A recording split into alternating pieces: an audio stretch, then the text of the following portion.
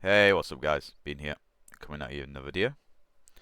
Today we obviously have our Sunday tier list, which I do pretty much every Sunday, with all of these new units as you can see in my hand. This UFO looks nice and cool. I've also got the newest unit as well. A lot of these have a lot of information on them as well, which these will have a bit of, for example, increased damage by 20% each time. A lot of these will need to be like moved around once I figure out how strong these information bars can be. But yeah, for example, this unit can do 3 times damage if the enemies are less than 35% HP, which for bosses and for high like wave units is going to be unreal. For early game, it's meh. But yeah, let's take a look. So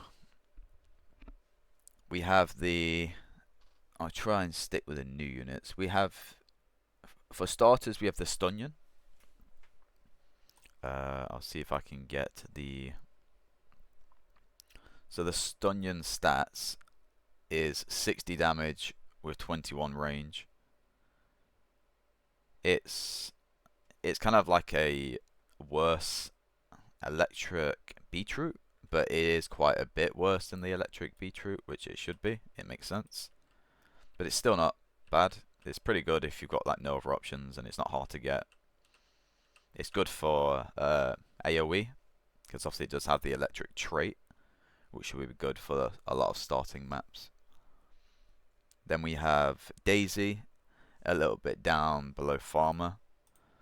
I could be underestimating this unit a bit because, as you can see again, this does have a 10% chance of debuffing them, and then another 10% chance of making them take more damage. The reason it's kind of down there is because, like, when I tested it, it had like it struggles basically in the early rounds of like getting good. If you can level it up 4 or 5 times, you know, like to max level or just before max level, it's pretty good. But until then, it seems a bit not great. Its also range is very much lacking. It's got 13 range with 124 DPS, so not great. Then we have the Linkberry. Again, this is another unit.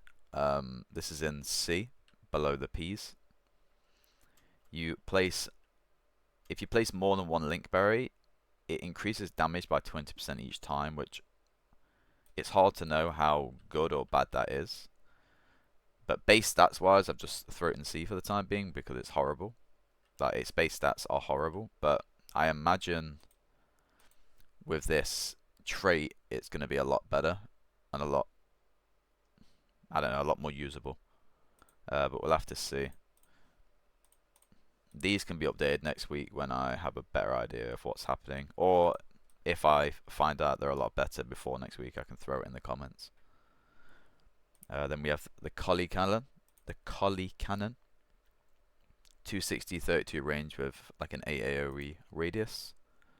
That's in like the middle of B. It was kind of hard to know where to put it. It really doesn't matter. You know, I've put it below the Inferno Stomp just because of the range, really. They both have very similar stats, but one has burn.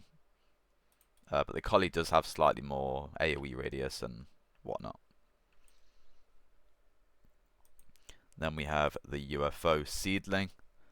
This is just a better version, in my opinion, of the Ecosonic, the Gnome guys. So that's at the top of B, just above the Gnome spawners. I think it's pretty good. Its damage is fine. They keep making these units not as good as like maybe they could do, because obviously you've got the Earth Dragon that's just still unbelievable, as always. And we have the Robo Flower, which damage increases on this unit by 20% per second, up to a maximum of 2 times damage. So I think this is if it's active, like if it's soaring the unit, which is what it does. Again, like some of the text is a bit difficult to understand in terms of like how you should rank it, but I've put it at the top of B for now. It could easily go to the top of A if that 2 times damage does seem to be good, or not the top of A, but like into A, I should say. But again, base stats wise, it doesn't look great. It's very, very bad. And just something I forgot, these units cost insane amounts. Like this Stunyon, it's meant to be like a worse beetroot, but it is so expensive to level up in the later rounds. I think it's like way more expensive than the electric beetroot to level up as well. Then we have the, sorry, let me show you here, the Mudmauler. It's a 40 range, 2534 DPS with 8 radius. Finisher unit with 3 times on all enemies with less than 35% health remaining. So it's a great boss killer. Very good for high waves. You can place 3 of them. So base DPS wise, it's not like contending with really anything, but when you factor in the 3 times damage, you're looking at, you know, over 20,000 DPS. So that's why it's, again, it's very difficult to judge this. I've put it in the top of A at the moment because base stats wise it's not crazy, but until we know exactly how good the actual special ability is, because this could easily be number 1 as well. Like it could be better than the Earth Dragon, but that's only if the special effect was active pretty much all the time, which is just not going to be. So yeah, I think if I was to, I think later on in the week he could end somewhere like low S to mid S. But right now I've just put him in A just for like safe. I don't want to like, I don't know, I don't want to overjudge him and then make people like buy him. But he's not bad at all. And then other than that, there's just been a few other changes. I've made a few changes in S mainly, just a lot of different units. A lot of people will probably be looking at, you know, like the Astral Blossom and the Blossom Barrage and be going, why are they so high up?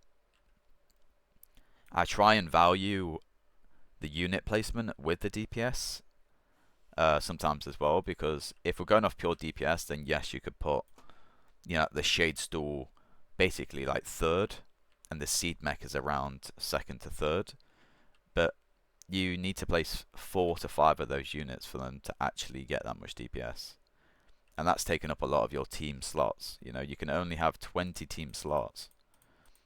You're going to have a starter, so I can kind of like tell you what the best units are, but you need to be able to make a good loadout from them. So I still use the Blossom Barrage because it allows me to, it's got like the highest DPS for a 2-star unit other than the dual Blaster Buds. And then it allows me to use some of those higher placement units. So the Shade Stool or the Seed Mech or anything like that really. But yeah, other than that, again, support items will just always sit at the bottom of each tier, because you can't tier a support item really. I guess you kind of can, but again, every game you would in theory want a Clover if you have one, just for double damage, and a Sprinkler if you have one. That would also be pretty nice.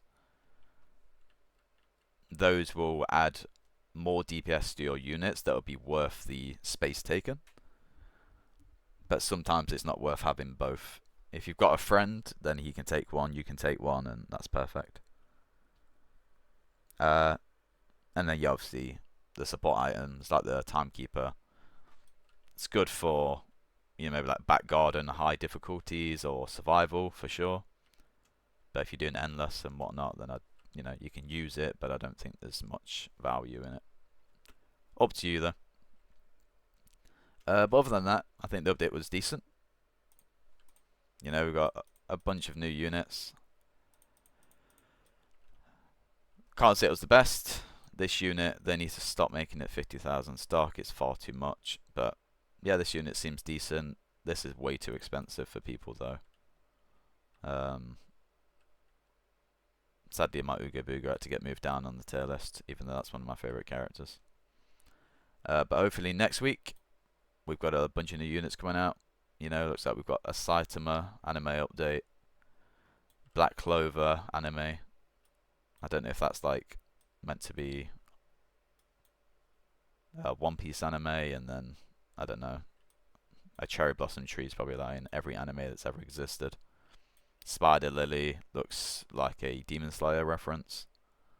So yeah, we'll see. But yeah, other than that, guys, thank you very much for watching. I shall see you next week with a new tier list. Other than that, thank you very much for watching, and goodbye.